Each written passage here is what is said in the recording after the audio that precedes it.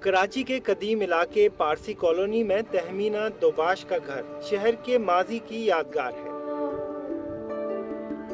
گھر کی چار دیواری کی اونچائی 2 فٹ سے زیادہ نہیں۔ آنگن میں نیم کا درخت،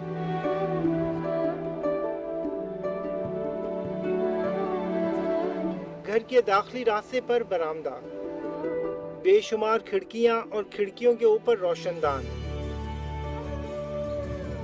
گھر کی موٹی دیواروں کا پوسٹ مارٹم کریں تو اندازہ ہوتا ہے کہ انہیں پار کرنے میں سورج کا بھی پسینہ نکل جاتا ہوگا۔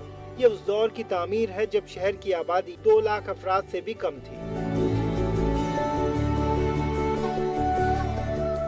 اس زمانے میں ان گھروں کی تعمیر میں ہوا کے فلو کا اس قدر خیال رکھا جاتا تھا کہ آج بھی اس گرم موسم میں اس درخت کے نیچے ان چھوٹی دیواروں پر بیٹھ کر ایک عجیب سی راحت محسوس ہوتی ہے۔ لیکن پھر شہر نے پھیلنا شروع کیا۔ ملک بھر سے روزگار کی تلاش میں آنے والوں کے سبب آبادی بڑھتی گئی۔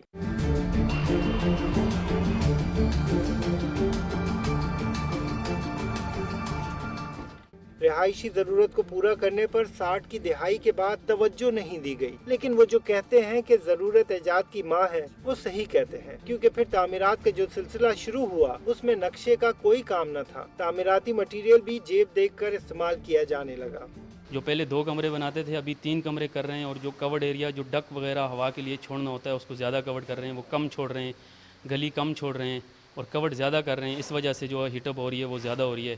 روشن دان ناپید ہو گئے، کھڑکیوں اور دروازوں کے قد پستہ اور 4 دیواری بلند ہونے لگی۔ نیم پیپل کے درخت لگانے کے لیے صحن ہی نہ رہے۔ راحت کا دار و مدار پنکھوں، ایئر کنڈیشنوں اور برقی کمکموں پر منتقل ہو گیا۔ اگر بند کریں گے تو اے سی پہ چلے گا، اور اے سی سارا ڈیپینڈ کرتا ہے وہ بجلی پہ۔